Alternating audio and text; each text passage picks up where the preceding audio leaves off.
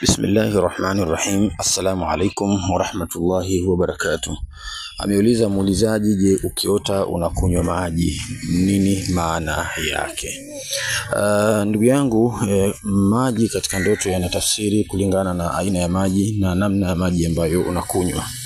Nitaeleza kwa uchache sana, naomba unisikilize kwa makini.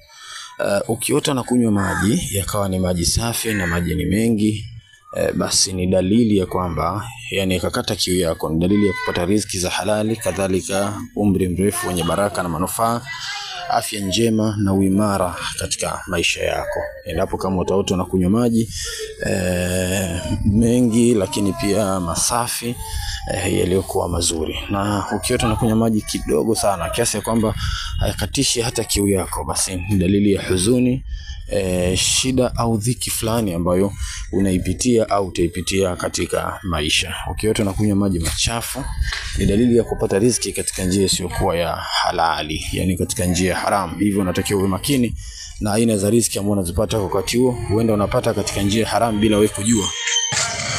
Kwa hiyo ndoto sasa ndio inakupa tafsiri hiyo.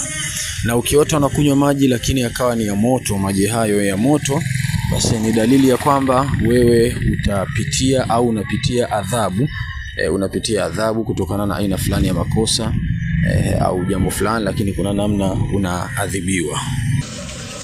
Na ukiota umekunywa maji na ukashiba vizuri, kwa maana kiu yako katika vizuri, ukatosheka, ni dalili ya kutimia kwa jambo lako. Yani jambo lako ambalo unalihitaji au unategemea kulifanya, basi huenda likatimia. Hizo ni nukta chache kutokana na tafsiri ya ndoto.